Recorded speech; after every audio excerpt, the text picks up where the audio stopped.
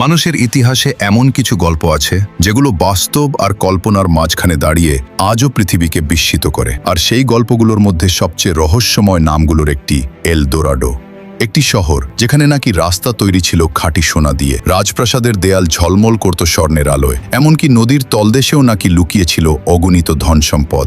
শত শত বছর ধরে অসংখ্য অভিযাত্রী, সৈনিক আর ধনলোভী মানুষ জীবন বাজি রেখে খুঁজেছে সেই হারানো শহর। কিন্তু প্রশ্ন হলো, এল দোরাডো কি সত্যিই ছিল, নাকি এটি ছিল মানুষের লোভ থেকে জন্ম নেওয়া এক ভয়ঙ্কর মিথ?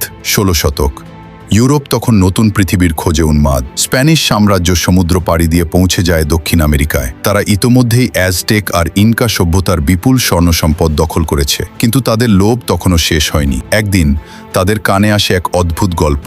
আন্দিজ পর্বতের গভীরে অজানা জঙ্গলের মধ্যে লুকিয়ে আছে এক স্বর্ণের রাজ্য। সেখানে একজন রাজা নিজের শরীরে সোনার গুঁড়া মেখে পবিত্র হ্রদে ডুব দিতেন।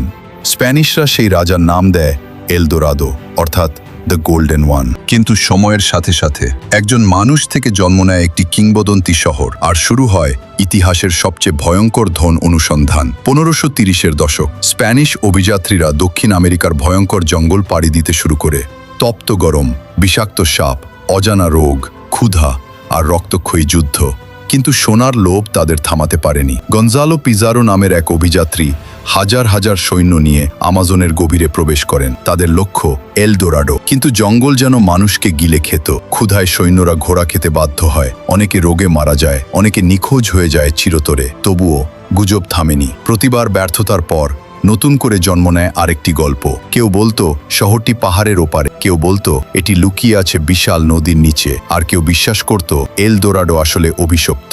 1600 ও 1700 শতকে ইংল্যান্ড, স্পেন আর জার্মানির অসংখ্য অভিযাত্রী সেই শহরের খোঁজে দক্ষিণ আমেরিকায় প্রবেশ করে। তাদের মধ্যে সবচেয়ে বিখ্যাত ছিলেন স্যার ওয়াল্টার র্যালি। তিনি বিশ্বাস করতেন গায়ানার জঙ্গলের কোথাও রয়েছে সোনার সেই হারানো নগরী। র্যালি নিজের বইয়ে এল দোরাডোর বিশাল সম্পদের বর্ণনা দেন, আর তার সেই লেখা ইউরোপ জুড়ে আরও উন্মাদনা ছড়িয়ে দেয়। মানুষ বিশ্বাস করতে শুরু করে যে কেউ এল দোরাডো খুঁজে পাবে, সে পৃথিবীর সবচেয়ে ধনী মানুষ হয়ে যাবে। কিন্তু বাস্তবতা ছিল ভয়ঙ্কর। অসংখ্য অভিযান শেষ হয়েছিল মৃত্যু দিয়ে। অনেকে জঙ্গলে হারিয়ে যায়, অনেকে ক্ষুধায় মারা যায়, কেউ কেউ নিজেদের সঙ্গীকেই হত্যা করেছিল সোনার লোভে। এল দোরাডো ধীরে ধীরে শুধু একটি শহর নয়, মানুষের লোভের প্রতীকে পরিণত হয়। বছরের পর বছর কেটে যায়, কিন্তু আশ্চর্যের বিষয় হলো আজও কিছু মানুষ বিশ্বাস করে এল দোরাডো সত্যিই ছিল। আধুনিক গবেষকরা মনে করেন এই কিংবদন্তির পেছনে বাস্তব ইতিহাস রয়েছে। কলম্বিয়ার মুইস্কা জনগোষ্ঠীর এক বিশেষ ধর্মীয় আচার থেকেই সম্ভবত এই গল্পের জন্ম। তাদের নতুন রাজাকে সোনার গুঁড়া মেখে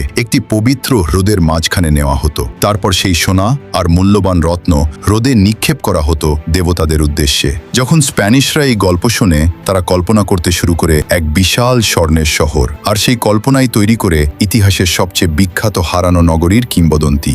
আজও দক্ষিণ আমেরিকার গভীর জঙ্গলে অসংখ্য অজানা ধ্বংসাবশেষ লুকিয়ে আছে। কখনো কখনো নতুন প্রত্নতাত্ত্বিক আবিষ্কার আবারও মানুষকে প্রশ্ন করতে বাধ্য করে, যদি সত্যিই কোথাও এল দোরাডোর অস্তিত্ব থেকে থাকে। হয়তো এল দোরাডো কখনো একটি শহর ছিল না, হয়তো এটি ছিল মানুষের সীমাহীন লোভের প্রতিচ্ছবি, অথবা হয়তো সত্যিই ইতিহাসের অন্ধকারে হারিয়ে গেছে সোনার সেই রহস্যময় নগরী। আর সেই কারণেই শত শত বছর পরেও এল দোরাডোর গল্প আজও মানুষকে টেনে নেয় অজানার গভীরে। আর আমাদের ভিডিওগুলি ভালো লাগলে চ্যানেলটিকে সাবস্ক্রাইব এবং ভিডিওটিতে একটি লাইক করে দিন। আর পরবর্তী ভিডিও কোন বিষয়ের উপরে দেখতে চান কমেন্ট বক্সে অবশ্যই জানিয়ে যাবেন।